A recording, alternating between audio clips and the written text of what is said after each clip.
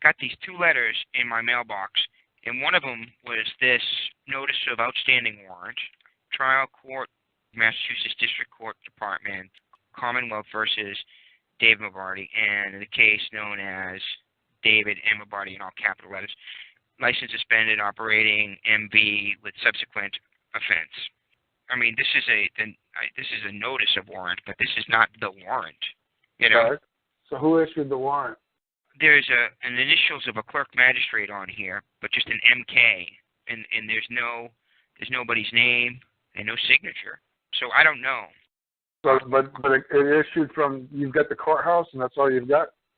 Yeah, it just says a notice of warrant, this courthouse. It says, you may be arrested at any time. So what are you planning on doing about it? Well, I mean, the ironic part about it is I was there in the court that day, and I actually put in a notice to, a handwritten notice. Oh, okay. I remember. Yeah. So, yeah. So and I wrote. Yeah. So what happened is David went to court. He walked in. He said, and Mark Hollingsworth is on the call with us. He did the same thing a year ago. He walked into court. He told them, look, I'm here. I'm on time. Who's bringing a claim against me? And nobody came forward. So Mark walked out. In your case, the court security told you to sit down. Go ahead and tell that part of the story, and then what you did. The man acting as judge, they call the name, right? And so what they had done was they apparently had assigned a public defender. And I've been focusing on getting my son and dealing with that situation all this time. So this has really been secondary. The warrant issued because you went to court and you wanted to be heard on time, and the man acting as judge told you to sit down and wait your turn. He told me to sit down or leave. Okay. And so I left. But before I had left, I had put in a notice that I required 60 days to obtain proper counsel. I handwrote the notice. I had it stamped in, and so the clerk actually brought it.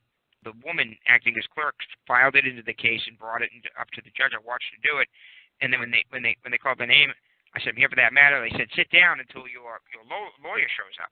And my notice was putting in to obtain proper counsel. So I had said, "Hey," the guy cut me off before I finished saying anything. He cut me off. He said, "Sit down or leave the court." So I was actually I was really feeling kind of crappy. So I said, "You know what? I'm going to leave." So I left. And then, a week later, I got this in the mail saying that, and it says basically the court has issued a warrant for your arrest. Okay, so now the building has actually issued a warrant for my arrest. All right, and you are subject to arrest at any time. And here's how we're going to tell you how to come in. What makes you think the court is a building? Well, I mean, court is a verb. Actually, I mean, it can be a verb, so it could be, as a noun, there's a court building. I mean, there is a court building. Well, the party bringing the suit, it's their court. So whether it's a person or a man, it's that person's suit, that makes the court. The building is the courthouse. Has this guy let him know who he is? He's put notices in. Yeah, who you are, that you're a man. Yes, is there a notice in there? I put in the notices. I put in the notice of idiot, the notice of common law, notice of grand jury court of record, notice of, and with the exhibits too that I had kind of gathered. Okay, well, then after getting this piece of paper in the mail, I guess reiterate that you're a man and that they're in error, that they're still sending it to somebody that they think is a legal person, I guess. I could write them a letter saying, are you looking for the man or the legal person or the legal name, and to send me a copy of the warrant. How about putting a notice into the court saying, I, man, declare I was before court on said date, on whatever that date was, and that you have issued this warrant in error. You've made an inadvertent error by issuing a warrant for I, a man, when I was actually there. As a matter of fact, you told me to sit down or leave. And so I thought that was an option, and I left. Yeah, I think that's a good idea. The warrant is issued because you failed to appear. I mean, you didn't say that, and I don't have it in front of me, but that's typically why they issue the warrant, because you failed to appear. So you write them a notice, and let him know. I was there. I was before the court, and the man acting, the man Henry, who was acting as judge, told me I could sit down or I could leave. So I chose option 2, and I walked out. That's it. I came before the court, and he gave me 2 options. I chose one, and that's it. Gus, did you appear when you went for your case? Did you appear? I don't appear. I just show up. You only appeared as a man, right? I don't use the word appear. I just say I, in the image of God, am before the court. There you go. So, I, man, was before the court on that day and did speak with the man, Henry, who was acting as judge in that courthouse. And Henry did say that I had 2 options, to sit or to leave. So I chose. I got an idea. It just popped into my head. Why don't you go down to this guy that's speaking, go down to the courthouse tomorrow at 9 o'clock, show up and appear, and, hey, I'm here. Is there any man who, who's the man who claims I've done wrong? If you show up and they've got a warrant out for your arrest, they're going to arrest you. Yeah, I thought that's what they might do. Put the notice in there and tell them that, let them know that you require the warrant to vacate. That's it. Okay. And because, that makes sense. It's the truth. That's exactly what happened. I was there. The guy did say sit down or leave. Tell it like it happened. Yeah. Also, with regard to the public offender, it's more like yeah. Right? It's a separate issue. Go ahead.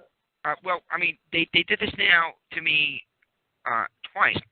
I put in the notice that I require no representation and no title, and they assigned a public defender, saying that saying that the defendant was indigent. Because I pulled the case file, and in the case file it said public defender such and such was assigned to the case because defendant was indigent. I don't even know what that means. Indigent. Well, indigent means without money, without cash in their world. Okay, yeah. Well, I'm not indigent. Number one. Okay, I'm getting. Don't address their stuff. Okay, they issued a public defender for you, right? You let them know that you're a man and you're incompetent in legalese, and that you require no assistance. Go ahead, keep talking. I just lost my train of thought. No, I was just saying. This was interesting because when I was in bondage and brought before the guy, I kind of walked up there, and I was really out of it. The only thing I had in my head was the 2 or 3 days I had spent, watching the stuff that you did on the YouTube there, and going through. I am a man, an idiot before court, and I require no title and representation. I evoke common law, and you require what? No title and no representation.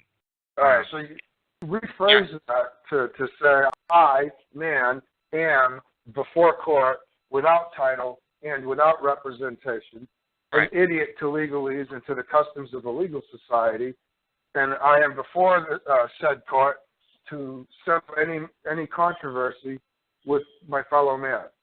Right. I require the man to come forward who says I do wrong, that I may settle all claims and move on with my life. That's it. That was fundamentally the just repeat that. Yeah. That was fundamentally the gist of what I did say, and before it came up to repeat again, and this was at they had an arraignment, and this place is like a meat grinding machine. This particular place. It's funny. You could kind of also say that if this pertains to a legal matter at this time, I will not be able to aid and assist this court in any manner. You could add that in there. If it pertains to a legal matter, I would not be able to what? If this is illegal, if this court setting pertains to a legal matter, unfortunately at this time, I will not be able to aid and assist this court in any manner. I would not be able to address this court in a proper manner. It's just that simple, that kind of stuff. I see. When I said that, when I'm an idiot before this court, basically what we just said, when I said that, that's when, at that particular time, they assigned the public defender to the case. So, in other words, instead of interpreting what I said is that it's outside the jurisdiction of man and it applies to defendants and persons, right? He interpreted it as that you can't read his mind. You don't know what he interpreted. All you see is a piece of paper before you, and it's got some words on it. Put a notice into the court that you are a man, and that you know of no law that requires you to acquire representation or to be competent in legalese, and that you're just there to settle whatever the controversy is. That's it. If there is a law that requires a man to be competent in legalese, in the customs of the legal society, then you're required to know what that law is. So if any man wishes to act on my behalf, he's going to be liable for act. You can tell the public defender standing right next to you, say, "Oh, good. So you're a man who's going to act on my behalf, and you're going to accept all liabilities for whatever happens, good or bad, right? You're going to accept full liability for everything that happens from this point forward. Is that correct? If you wish to act on my behalf, you wish to act for me, good. Then whatever accolades or criticism that occurs due to your faulty acting or your wonderful acting, you're going to bear full liability, right? You're going to bear it fully, right?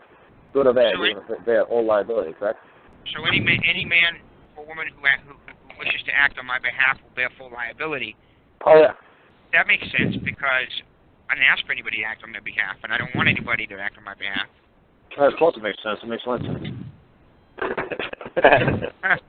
Carl, that's one of the first notices you had me put in when I first started doing this stuff, before I went into court. Do you think I should notice the public defender directly then? Because I got a letter in the mail from her as well. When you give a notice, you're giving a notice to mankind. So if you just want to make sure they get a copy of it. That's all. I see. Yeah. What you can do is you can send them a letter.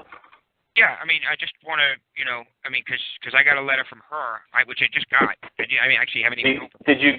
Did you get it from her or like the pine cone? Yeah, he got it. He got it from the public defender. So send her a letter back. Yeah, I don't even know what it says. It's interesting, because I just got it.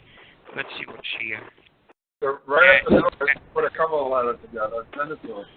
Yeah, as you know, this office has been appointed to represent you in the above referred matter at such and such court. So you're represented by an office. I'm represented by an office. Is that possible? Wonderful. Sure it can. Only God knows the limitations of what can and cannot happen. So it might sound ludicrous, but it could happen. Well, it probably happens all the time. Well, God only knows. So, yeah, so I'm going to put in a couple of notices, and my guess is they probably won't respond. A non-response is a response.